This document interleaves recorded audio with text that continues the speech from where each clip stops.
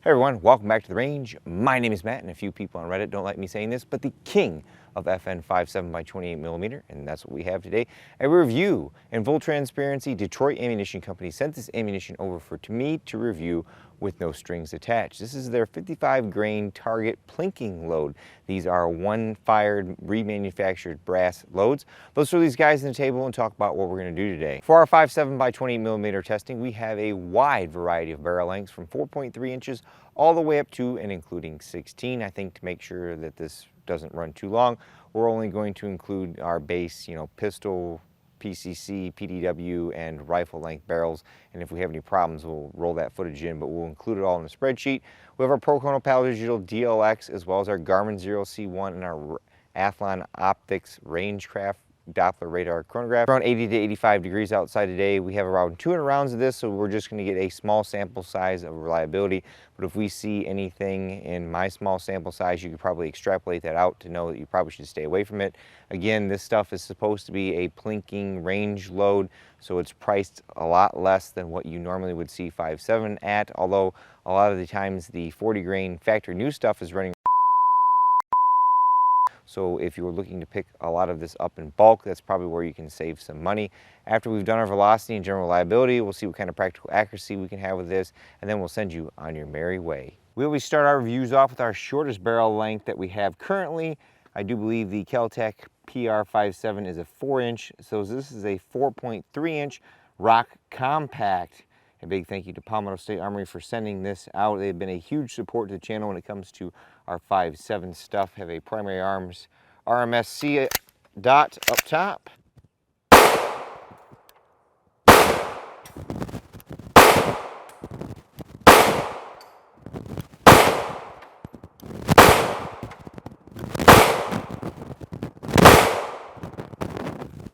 Now we'll go on to our 5-inch. This is our Smith & Wesson M&P. This actually operates off of a tempo gas system, so it's not blowback.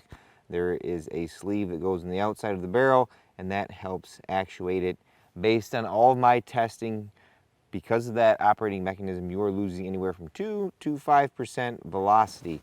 Now, usually that's not a big deal, but sometimes it can be for 5.7 loads, and in my experience, again, my sample size of 1, this gun has produced the lowest precision out of all of the 5.7 handguns.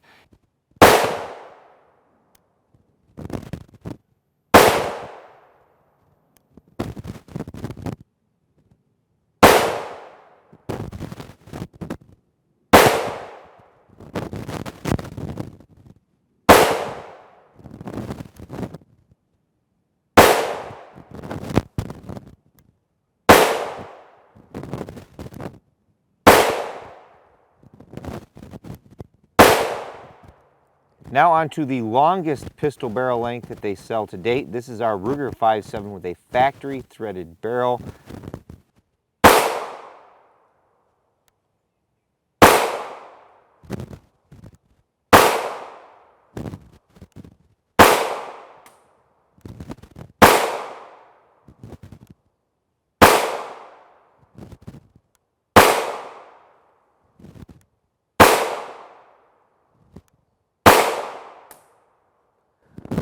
Almost 1,500 feet per second on that. I will say, in my experience, however Ruger has cut their chambers on their guns, we typically get a good velocity boost out of these relative to other barrel lengths of the same length. Now we get up into our PDW barrel lengths. This is our 8-inch CMMG Banshee, runs off the radial delay blowback. I have a Rex Selenium low back pressure 5.56 can up front. This is probably one of my favorite PDWs besides our FNP 90, mainly because it works very, very well. There we go.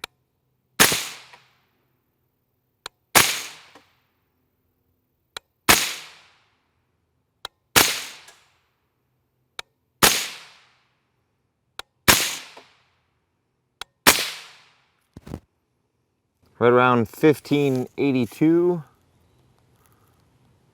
I wonder, maybe on that one it looks like the primer pocket was a little bit loose, so I wonder if it lost a little bit of that, blowback action when it pressed that primer out a little bit, but the rest of them went bang. Ooh, Space Gat, but with a twist. This is from Stuffin' Things. This is their ST50 lower fire control group for our Kel-Tec P50. This is a 9.6 inch barrel. Effectively, it makes the magazine bottom load versus top load. The registered part of your P50 is the actual upper. I'm not quite sold on the magazine release on this design. I wonder how it will hold up long term. I would almost rather them use the factory cutout.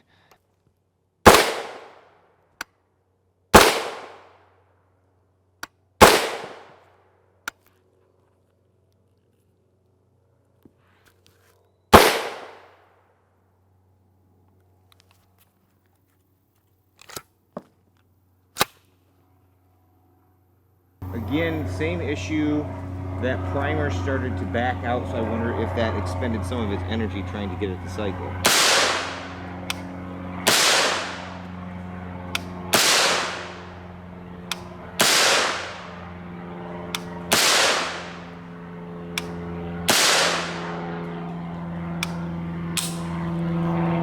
Nice. Now on to my favorite gun that I have in my collection.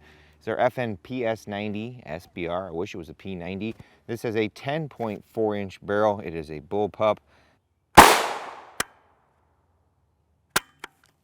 Same thing with that one.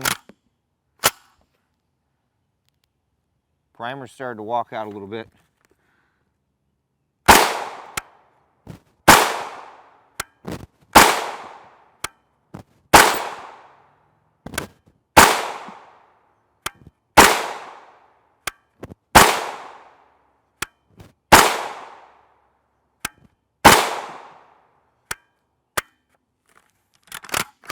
On to our new acquisition. This is our Kel-Tec Sub 2000. Full transparency, they sent this over for me to mess with no strings attached. You know, I do claim to be the king of 5.7x28mm.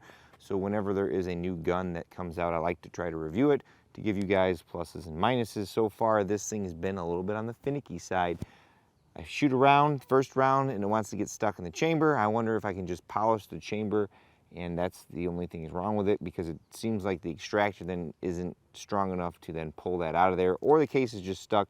So we'll have to fiddle with that, but this thing's pretty cool because it actually folds and twists in half there, so it's very compact, and because it twists, you can leave your optic on there. It does feed from our FN 5.7 magazines. Me personally, I think they would have been better off going to the R.A.N.G.E magazine.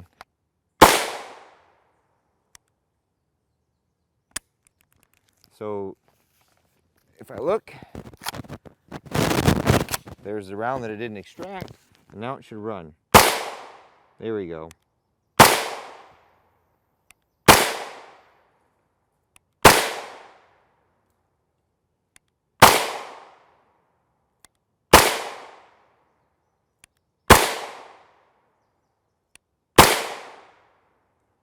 Here is our Detroit Ammo Co. 55 grain full metal jacket plinking target load. Have a few different yardages on here and a few different firearms. We'll start with our CMMG at 25 yards just from a bag. Our first group was 0.803 inches, and then our second group, I do believe that was only 4 shots for some reason, 0.623. We got out the Kel-Tec Sub 2000 again at 25 yards, 1.179 and 1.025 inches. If anything, I've learned that with this 1 in 9 twist that's commonly used in 5.7, the longer barrels tend to give us better precision. We got out the 5.2 inch rock at 25 yards. We shot 3.680 inches. That's not unheard of. We stepped up to 15 yards. The group size decreased at 2.110 inches. And then at 7 yards, I'm using just again the bag and the dot on top of that gun, 0.578 inches. Not terrible, pretty darn good if I do say so myself. Usually in the past, our 40 grain VMAX and our other 40 grain loadings tend to shine for the tightest precision groups when we've tested them. About 80 to 85 degrees outside today, sunny, but I've got a lot of tree cover. Well, folks, this load won't win any speed tests, but that's not what it was designed for. It's designed for slinging lead downrange, and it did just that. We had a couple issues with that once fired brass where the primer pocket was likely a little out of spec, and so that primer walked out a little bit and caused the gun to malfunction. I think because it's using that energy to push that primer out versus then using it for that blowback action. We did have one case that we found was a split along the body. I've never seen that with 5.7, so that was a first, but I'm not sure what gun that was out of, but everything else went bang. Velocity wise, like I said, we're in that 14 to upward 1800 feet per second range, and I think a 55 grain full metal jacket, if you're going to do that for plinking, is ideal. Not only is it longer than our typical 40 grain loadings, it has a nice bullet profile, a little thicker jacket, and because that bullet is in that neck a little longer, if that feed angle isn't perfect and it pushes on the bullet, it's not immediately going to shove the bullet into the case and dump powder all over or create a giant overpressure. Accuracy wise, right in line with what we'd expect for a target plinking load. The PCC, PDW barrels definitely show a tighter precision over some of our pistols, but our pistol doesn't do too bad at closer ranges. With all that being said, it's time for me to get the heck out of here. But at the end of all of my videos, I take a moment to thank all those who help make these possible, because there's a lot that goes into them.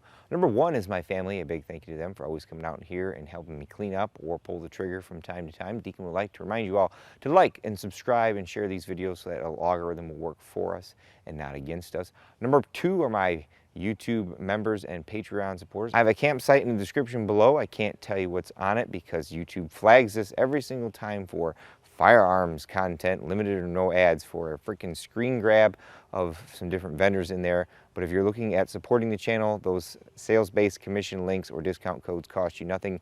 And what I do with that is I put it right back on the channel by buying different barrel links. Number three are the fine folks over at Detroit Ammunition Company. Again, in full transparency, sent me this ammunition to review with no strings attached. And of course, number four is you all for watching. Until next time, I'll catch you at the range.